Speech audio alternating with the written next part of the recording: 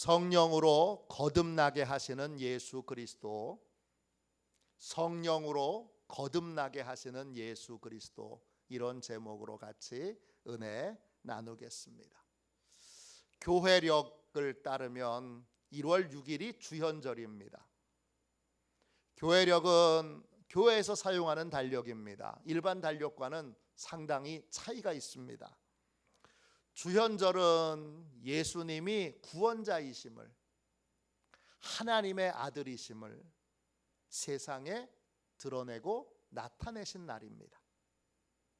죄로 어두워진 우리의 마음과 또 죄로 더럽혀진 세상에 예수님이 진정한 구원자이심을 드러내고 나타낸 날이 바로 주현절입니다. 주현절은 영어로 이피퍼니입니다. 이 말은 주님이 구원자로 나타나셨다, 이런 뜻입니다. 디모데후서 1장 10절에 이 말씀의 근거가 나옵니다. 제가 읽어볼게요. 이제는 우리 구주 그리스도 예수의 나타나심으로 말미암아 나타났으니 그는 사망을 패하시고 복음으로써 생명과 썩지 아니할 것을 드러내신지라. 예수의 나타나심으로, 예수의 나타나심, 이 말이 바로 주현절입니다. 나타나심, 이 말이 헬라 말로 에피파네이아입니다. 뜻은 뭐뭐에 대해서 보여준다, 나타난다, 드러난다, 이런 뜻이에요. 예수님이 진짜 구원자이신 걸, 참된 구원자이신 걸 온 세상에 드러내고 나타내는 것이 바로 주현절입니다. 성경에서 예수님이 구원자이심을 맨 처음 나타냈던 사건은 크게 세 가지입니다. 동방박사가 와서 예물을 드렸던 사건, 예수님이 세례를 받으실 때 하늘이 열리고 하늘에서 소리가 들린 것, 또 가나의 혼인잔치에서 첫 번째 기적을 행하신 것, 이게 바로 가장 대표적인 예수님이 구원자이심을 드러냈던 사건들입니다. 오늘은 이 세 가지의 사건 중에 예수님께서 세례를 받으실 때에 어떤 일이 있었는지 마가복음을 통해서 함께 은혜를 나누겠습니다. 할렐루야. 오늘 읽은 말씀에 보면 세례 요한의 설교가 나옵니다. 세례 요한의 설교는 마가복음에는 짧게 나오는데 마태복음에는 길게 나옵니다. 그 설교는 한마디로 요약할 수 있습니다. 세례 요한의 설교는 딱 한마디예요. 뭐냐? 회개하고 예수 믿어라, 이겁니다. 회개하고 예수 믿어라. 세례 요한의 모든 설교는 다 예수님을 향하고 있습니다. 그의 결론은 언제나 예수 그리스도이십니다. 오늘 읽은 말씀 7절 8절 보세요. 7절입니다. 그가 전파하여 이르되 나보다 능력 많으신 이가 내 뒤에 오시나니 나는 굽혀 그의 신발끈 풀기도 감당하지 못하겠노라. 나는 너희에게 물로 세례를 베풀었거니와 그는 너희에게 성령으로 세례를 베푸시리라. 세례 요한이 전파하여 말합니다. 전파하여 이르되, 그 이르되라는 말은 헬라어로 레고입니다. 뜻은 그냥 말하는 게 아니라 모든 논쟁을 끝맺는 결론을 내리다, 그런 뜻입니다. 세례 요한이 전한 설교의 결론은 언제나 예수 그리스도입니다. 예수 그리스도의 능력을 믿고 예수 그리스도의 오심을 기다리라. 이게 그의 설교의 핵심적인 내용입니다. 예수님은 누구시죠? 세례 요한이 고백하기를 자신과는 비교도 안 되는 엄청난 능력을 갖고 계신 분입니다. 예수님과 능력을 비교해 보면 세례 요한은 정말 아무것도 아닙니다. 구체적으로 예수님이 어떤 능력을 갖고 계시죠? 오늘 8절에 보니까 세례 요한은 물로 세례를 베풉니다. 근데 예수님은 성령으로 세례를 베푸십니다. 세례라는 말은 헬라 말로 밥티조입니다. 담그는 거예요. 잠그는 거예요. 가라앉히는 거예요. 즉 옛사람이 죽고 새로운 사람으로 다시 태어나는 거예요. 이때 물세례는 인간 편에서 하나님께 이제 하나님 제가 제 삶을 돌이켜 하나님의 뜻대로 살겠습니다. 이렇게 결단하고 그 결단한 바를 하나님과 성도들 앞에서 인정하고 고백하는 거예요. 그게 물세례예요. 베드로전서 3장 21절입니다. 물은 예수 그리스도께서 부활하심으로 말미암아 이제 너희를 구원하는 표니 곧 세례라. 이는 육체의 더러운 것을 제하여 버림이 아니요 하나님을 향한 선한 양심의 간군이라. 물 세례는 더러운 게 씻겨지는 게 아닙니다. 선한 양심으로 하나님을 향하여 삶의 방향을 바꾸겠노라고 고백하는 거예요. 그리고 하나님과 사람들 앞에 제가 이렇게 결심하고 결단했으니까 저 좀 도와주세요. 그렇게 고백하는 거예요. 물세례는 인간 편에서 결단하는 거예요. 근데 여러분, 인간 편에서 결단하는 것 언제나 약해질 수밖에 없어요. 시간이 지나면 우리의 결심은 약해져요.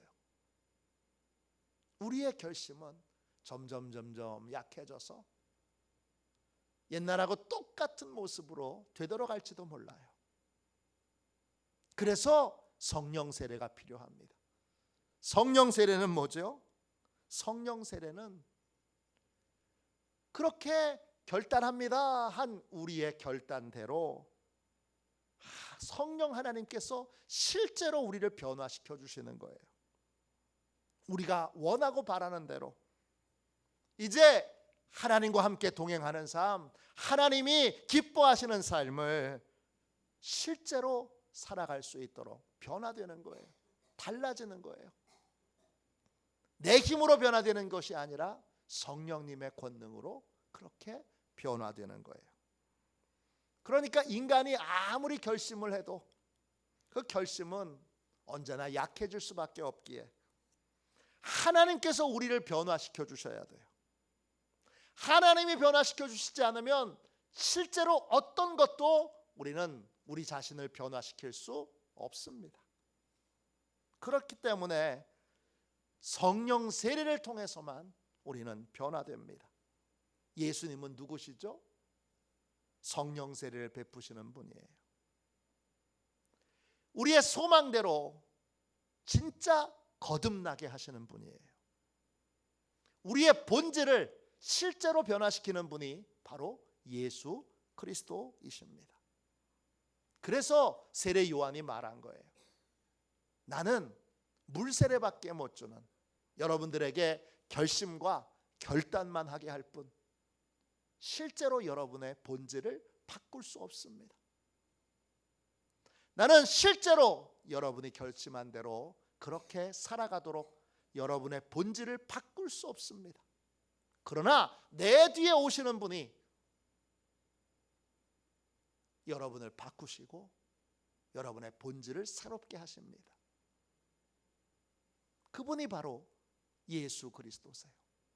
그런데 오늘 본문에 재미있는 게 나오죠. 뭐냐? 능력이 많으신 예수님이 능력이 적은 세례 요한에게 세례를 받으세요. 성령 세례를 베푸시는 분이 물 세례를 받으세요. 왜 받으셨을까요? 물 세례는 원래 하나님 떠났던 사람이 하나님께로 돌아왔다는 걸 공개적으로 인정하고 또 고백하는 예식이에요. 그런데 예수님은 하나님을 떠났던 적이 단 한 번도 없습니다. 죄를 저지른 적도 없습니다. 왜 물 세례를 받으셨을까요? 예수님의 물 세례는 우리의 물 세례와 달라요. 예수님의 물 세례는 주현, 예수님이 누구신지를 나타내시는 예식이에요. 세례 요한의 고백대로 예수님이 성령으로 세례를 베푸시는 분이라는 걸 드러내고 나타냈던 것이 바로 예수님의 물 세례예요.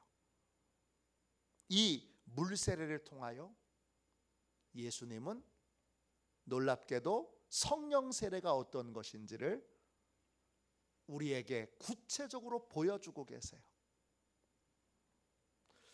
세례 요한도 성령으로 세례를 베푸시는 분입니다. 전하긴 했지만 성령 세례가 어떤 건지, 성령 세례를 받을 때 어떤 변화가 있는지 구체적으로 몰랐어요. 근데 예수님께서 세례를 받으시고 무트로 올라오셨을 때 성령 세례가 임했어요. 그 예수님이 성령 세례가 어떤 것인지를 직접 보여주시면서 이제 너희들에게 성령 세례가 임할 때 이런 일이 있다라고 하는 걸 직접 나타내 보여주셨어요. 예수님은 성령으로 세례를 베푸시는 분이에요. 성령으로 우리를 다시 태어나게 하시는 분이세요. 죄로 오염된 우리의 본성을 치료하시는 분이세요. 구체적으로 성령 세례를 받으면 어떤 일이 벌어집니까? 4가지의 놀라운 역사가 있습니다. 첫 번째, 성령 세례를 받으면 영적인 세계가 열립니다. 9절 10절 보세요. 그때에 예수께서 갈릴리 나사렛으로부터 와서 요단강에서 요한에게 세례를 받으시고 곧 물에서 올라오실새 하늘이 갈라짐과 성령이 비둘기같이 자기에게 내려오심을 보시더니, 물 세례를 주님이 받으신 다음에 무트로 나오시니까 성령이 비둘기같이 임했어요. 그런데 그때 하늘도 갈라졌습니다. 하늘이 갈라졌다는 게 뭐예요? 생각해 보셨어요? 하늘이 갈라졌다. 갈라졌다. 이 말은 헬라어로 스치조예요. 뜻은 진짜 쪼개지다, 갈라지다 이런 뜻이에요. 근데 또 다른 뜻이 있어요. 뭐냐? 열린다 이런 뜻이 있어요. 즉 하늘이 갈라지는 건 하나님이 계신 영적 세계가 이제 열려서 보여지게 된다는 거예요. 성령 세례를 받으면 영적인 하늘이 열립니다. 그래서 하나님이 살아계신 것을 알게 되고 믿게 됩니다. 또 하나님의 심판이 있다는 걸 아주 두려움 가운데 체험하게 됩니다. 그러면 자기 죄를 깊이 깨닫게 되고 죄에 대하여 애통하는 마음을 품게 되고 나에게는 구원자가 절대적으로 필요하다는 걸 이제 확신하게 되어 예수님을 진심으로 믿고 예수님을 진심으로 의지하는 삶을 살게 됩니다. 이게 바로 하늘이 열리는 겁니다. 감리교 초기의 부흥의 특징은 노방전도였습니다. 존 웨슬리는 1739년 4월 2일 월요일 오후 4시에 기가 막힌 분이에요. 일기를 다 적어놨으니까 처음으로 브리스톨 공터에서 노방전도를 시작합니다. 다른 말로 야외 설교를 시작한 거예요. 평생을 야외 설교를 하셨던 분인데 웨슬리는 이렇게 다른 분들처럼 성격이 활발한 분이 아니에요.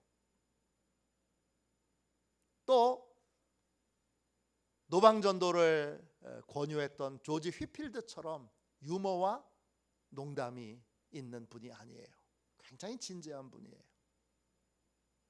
근데 노방전도를 시작했어요. 근데 조지 휘필드는 막 청중을 휘어잡아서, 여러분 복음을 전하는데 정말 웃기고 재밌게 하는 목사님이 계시잖아요. 그런 분이 조지 휘필드예요. 근데 존 웨슬리는 그런 분이 아니에요. 근데 조지 휘필드에게는 나타나지 않았던 이상한 현상이 존 웨슬리가 설교할 때 나타나요. 어떤 거냐 하면 설교를 듣다가 사람들이 막 경련을 일으키면서 쓰러져요. 그리고 쓰러져요. 그리고는 누워서 숨을 쉬는데 죽은 사람처럼 가만히 있어요. 이걸 우리는 한문으로 입신, 하나님의 세계에 들어갔다, 이런 식으로 표현하지만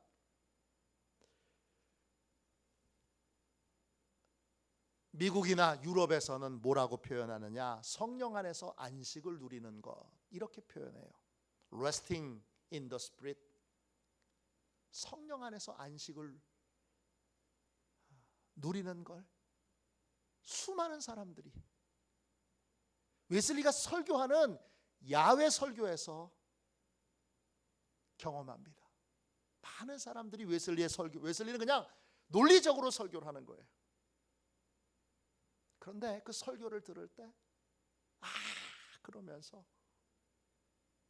입신을 하는 사람들이 생깁니다. 이 사람들이 쓰러져서 뭘 경험하느냐? 천국을 경험하고 오는 거예요. 1759년 웨슬리가 에버튼에서 설교할 때, 이 에버튼에서만 이런 일이 벌어진 게 아니라 웨슬리가 야외 설교했던 곳곳마다 거의 매번, 어떤 때는 8명, 어떤 때는 25명, 어떤 때는 30명, 이렇게 성령 안에서 안식하는, 입신하는 일들이 벌어집니다.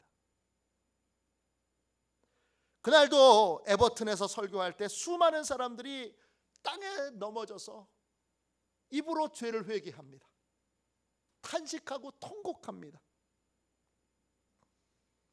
한참을 누워있던 사람, 어떤 사람은 30분, 어떤 사람은 1시간, 어떤 사람은 2시간, 이렇게 마치 죽은 사람처럼 힘이 빠져서 누워있는 거예요.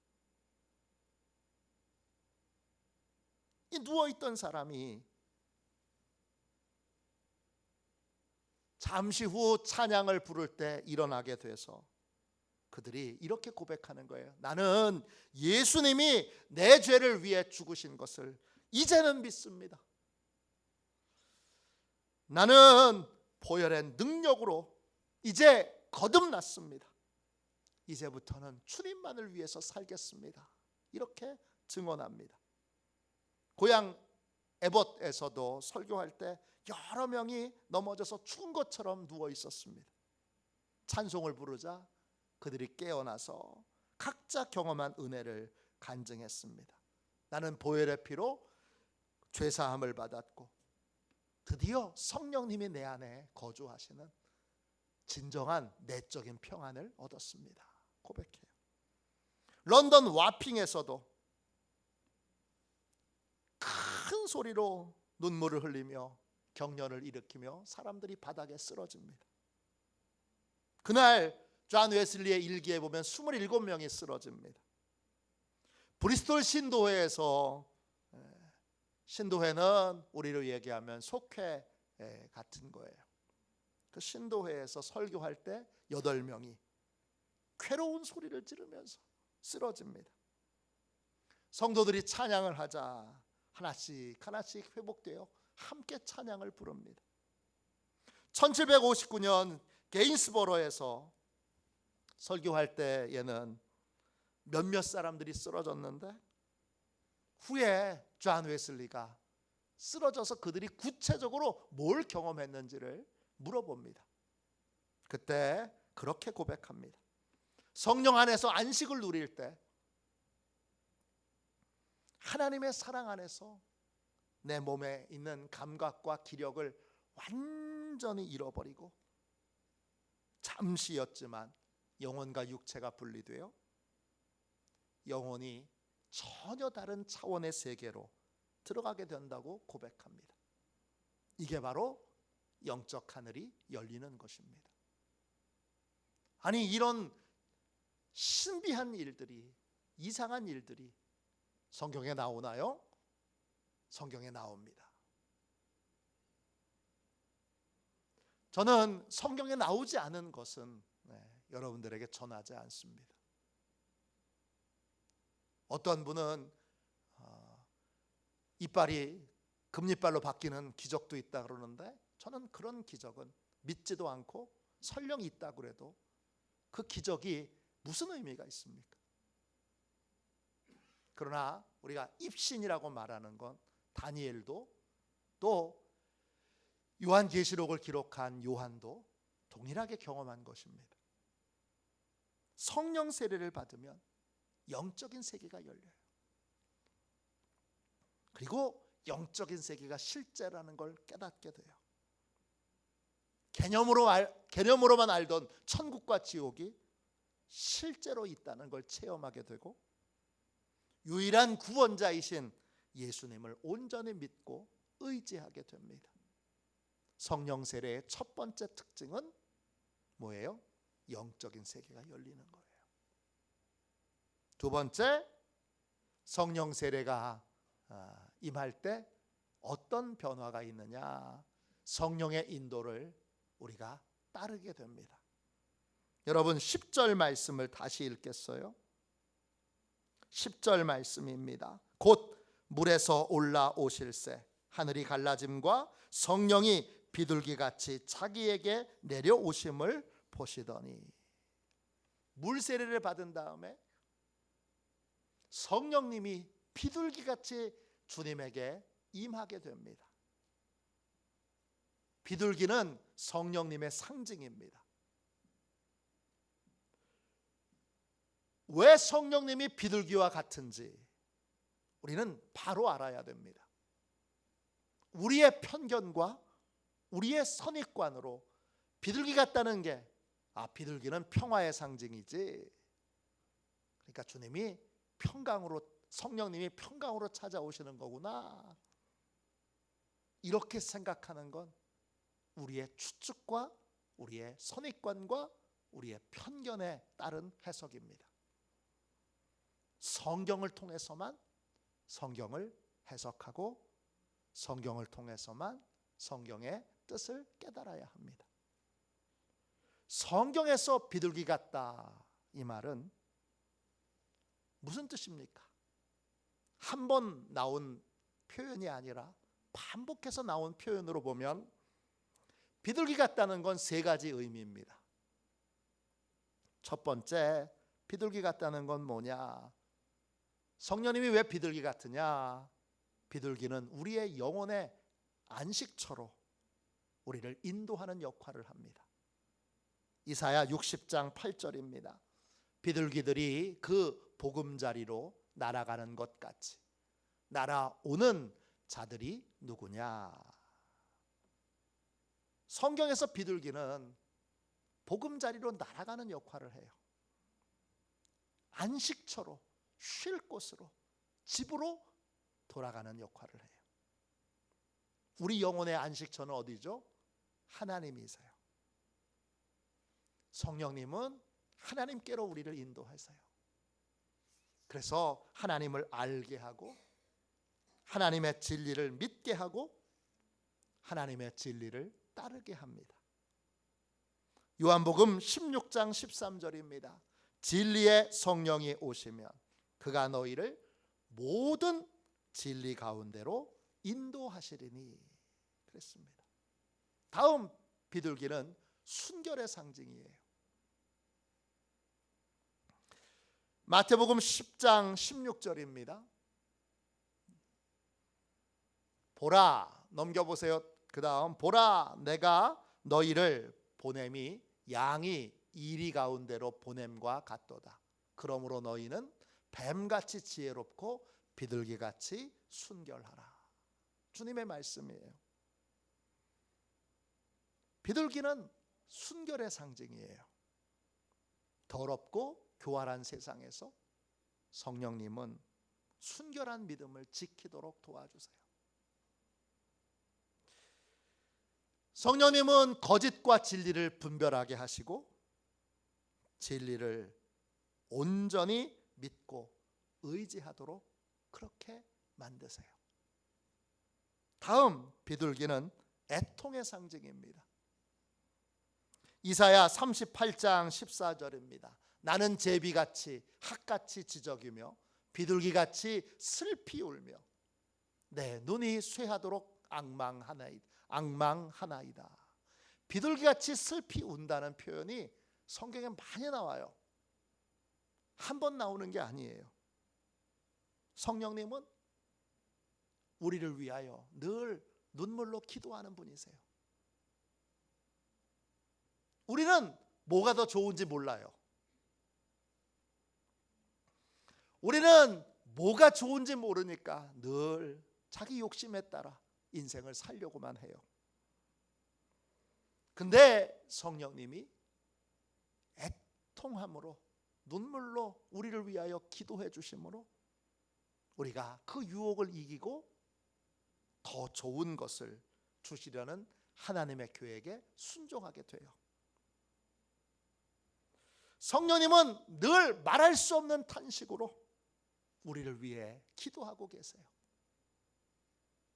로마서 8장 26절입니다. 이와 같이 성령도 우리의 연약함을 도우시나니 우리는 마땅히 기도할 바를 알지 못하나 오직 성령이 말할 수 없는 탄식으로 우리를 위하여 친히 간구하시느니라. 성령 세례를 받으면 늘 성령님의 기도가 함께해요. 그래서 유혹을 이길 수 있는 힘을 받게 돼요.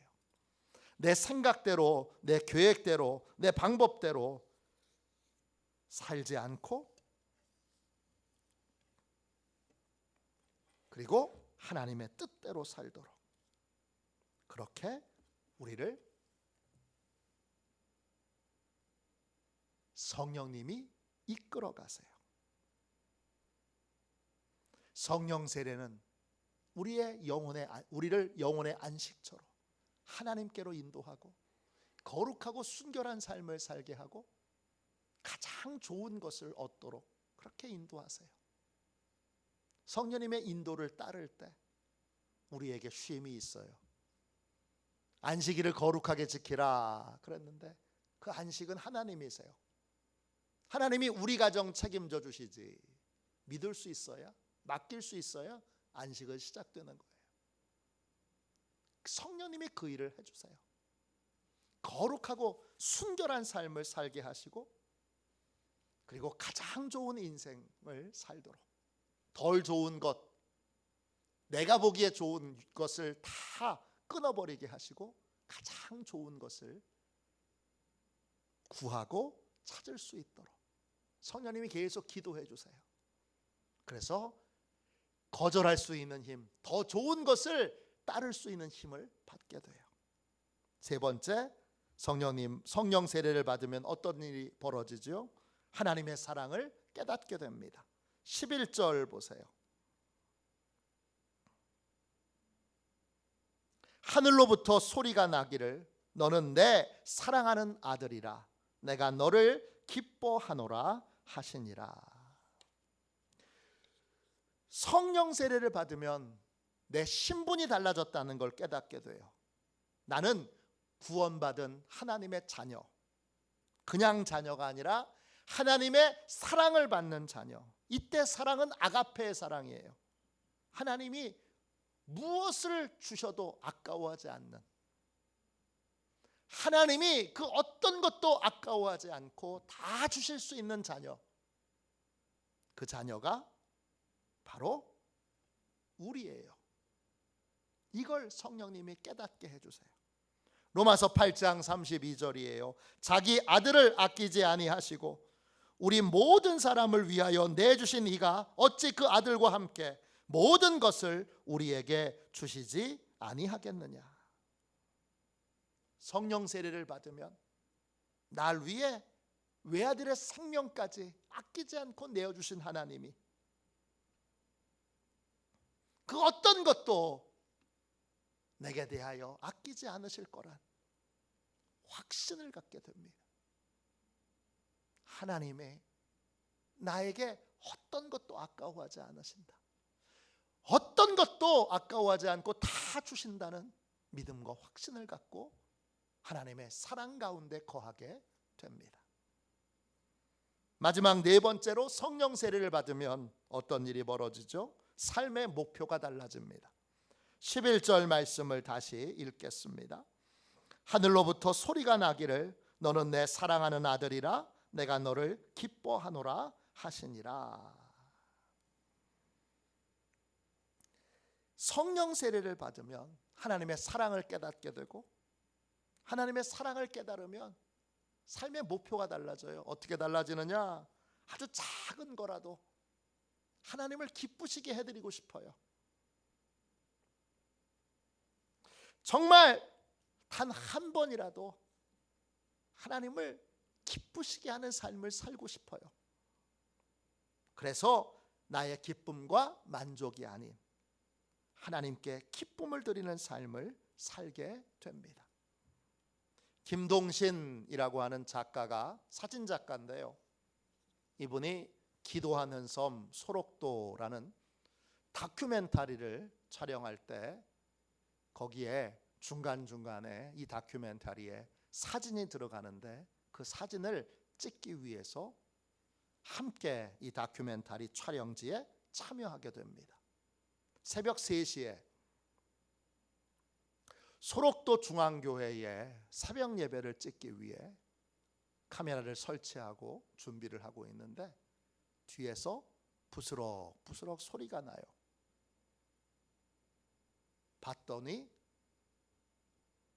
깜짝 놀랐어요. 팔 다리가 없는 할아버지가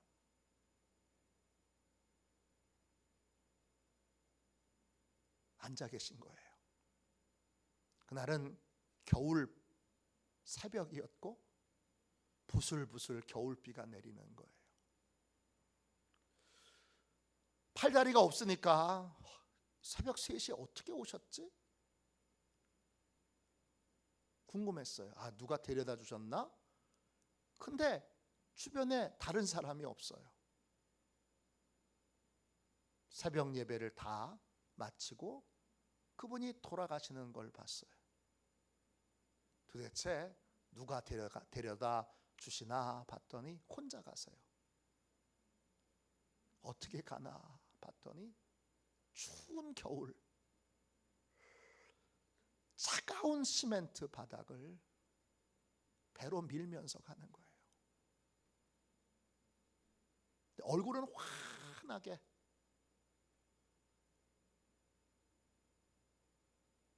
미소를 지며 찬송을 부르면서 가는 거예요. 김동신이 그 모습을 보고 너무 충격을 받아서 뛰쳐나갔어요.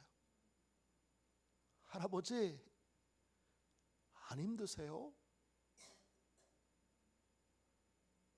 하나님 만나는 게 이렇게 좋은데 뭐가 힘들어요? 하나님을 만나니까 너무 행복하고 좋은데 뭐가 힘들어요? 그리고는 찬송을 조용히 부르면서 그 추운 겨울에 젖은 시멘트 분명히 살이 애리듯 그렇게 아플 텐데 배로 밀고 찬송을 부르며 가는 거예요. 김동신이 고백해요. 나는 성경에 나와 있는 믿음의 사람이 실제로 존재한다는 걸 소록도에 와서 처음 경험했다 고백합니다. 나는 성경에 나와 있는 그 믿음의 사람들은 성경에만 있는 줄 알았는데 그 사람들이 소록도에 살고 있었습니다. 그렇게 고백해요. 성령 세례를 받으면 삶의 목표가 달라져요. 하나님을 기쁘시게 하는 삶을 살기를 원해요. 하나님의 사랑을 깨달았으니까 하나님이 그 어떤 것도 나에 대하여 계산하지 않으시니까 나도 그 어떤 것도 계산하지 않는 삶을 살게 돼요. 그리고 성령님이 인도해 가시는 대로 따르게 되고 하늘이 열려 영적인 세계를 경험하며 영적인 세계를 체험했기에 더욱더 예수 그리스도를 의지하고 더욱더 복음 전파하는 일에 힘쓰는 삶을 삽니다. 그게 성령 세례가 임할 때에 나타나는 역사입니다. 그 변화를 우리 주님이 하세요. 2024년도를 시작하며 성령님께서 우리를 그렇게 변화시켜 주시도록 예수 그리스도께서 보내주시는 그 성령님을 통하여 본질이 변화되고 본질이 거듭나는 그러한 복되고 귀한 성도들이 다 되시기를 주님의 이름으로 축원합니다. 우리 이 시간 함께 찬송가 288장 1절만 찬양하고 오늘 나에게도 성령 세례를 베풀어 주셔서 내 본질이 달라지게 해주세요. 결심만 하는 인생이 아니라 이제 거듭나는 인생, 달라지는 인생, 변화된 인생으로 삶을 살게 해주세요. 그렇게 우리 함께 기도하겠습니다. 우리 1절만 두 번 찬양합시다. 예수를 나의 구주 삼고 성령과 피